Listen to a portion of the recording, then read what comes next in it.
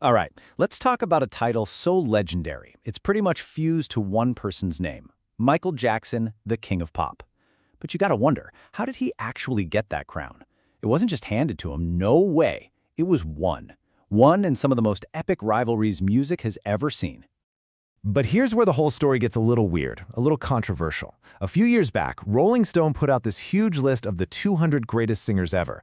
Now, you'd think the King of Pop would be, maybe number one, top 5 at least, right? Nope.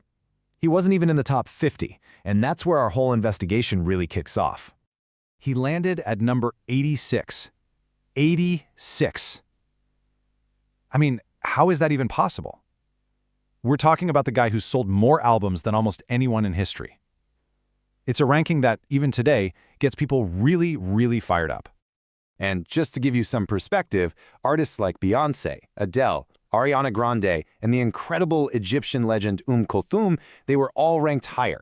Now, this isn't a knock on them at all. They are all phenomenal vocalists. But it really makes you scratch your head and ask, what was going on here? Was the title King just some great marketing, or did it mean something more than just pure singing talent? So to figure this out, we've got to go back. We're going to start with that crazy ranking, then dive into the golden age of music, which was just brutally competitive. We'll look at the kings who were already there, break down that insane rivalry with Prince, see the exact moment he was crowned, and then finally talk about his legacy, which is just undisputed. Okay, so let's dig right into that first big question.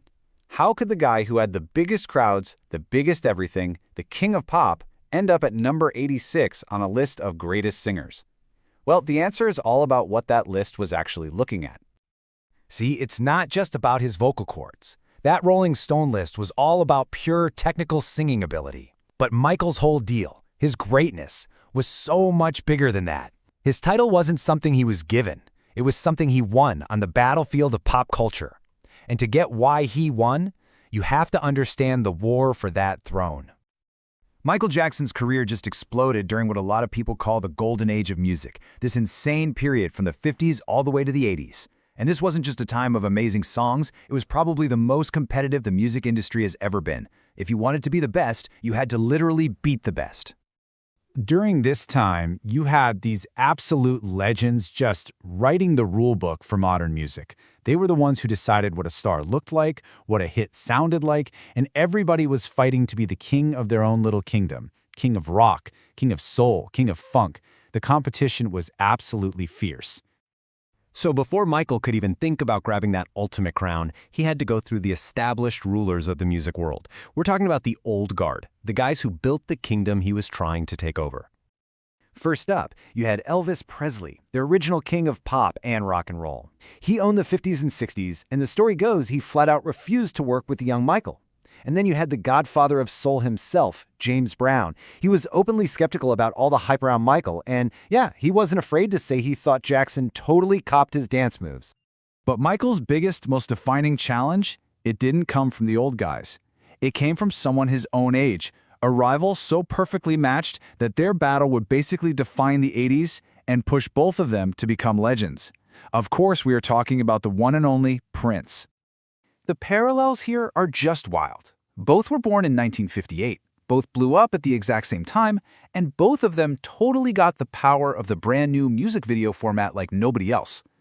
Michael was the ultimate showman, the dancer. Prince was the musical genius, the multi-instrumentalist who could play literally anything. For years, they were the undisputed number 1 and number 2, and believe me, Prince wanted that top spot. And their rivalry wasn't some behind-the-scenes thing. Oh no, it played out in public in these huge, legendary moments. In '82, you had Prince dropping his album 1999 right before Michael's Thriller.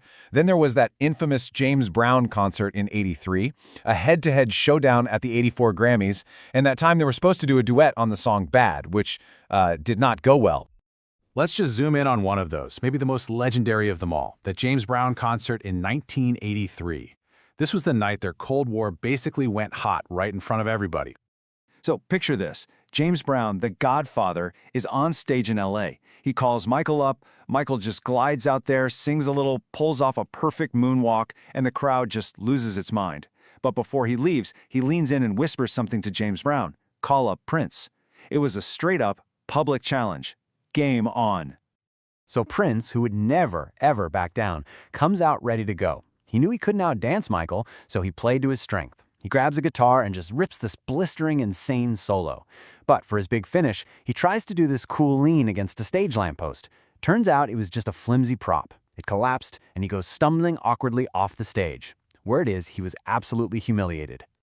And the rivalry just kept going.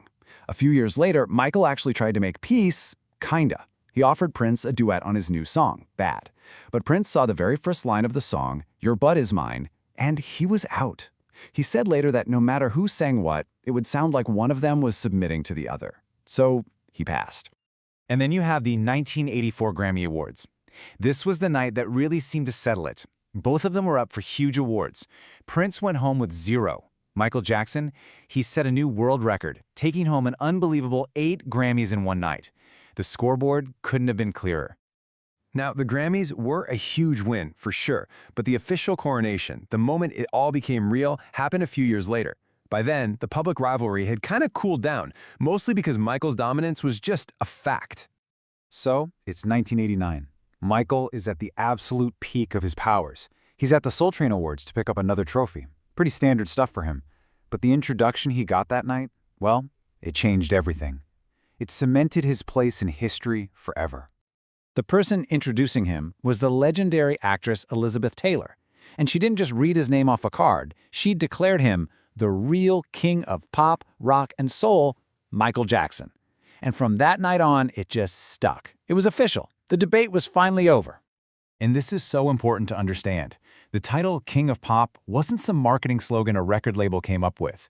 It was more like a heavyweight championship belt. He won it, fair and square, after years of going head-to-head with the greatest artists of his generation. After that night, even Prince seemed to kind of accept it. The title, King of Pop, belonged to Michael and Michael alone. His influence is still massive today. You see it in superstars like The Weeknd and Billie Eilish. And to this day, anytime a new artist gets called the new King of Pop, you better believe his family and his fans come out to defend his one-of-a-kind, undisputed status. Which brings us all the way back to the beginning, right? That number, 86, on a list of great singers, feels kind of small when you know the whole story.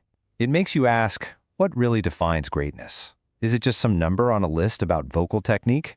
Or is it earning a crown in the toughest era in music history and building a legacy so powerful that decades later, no one has ever been able to take it from you? I think I know my answer.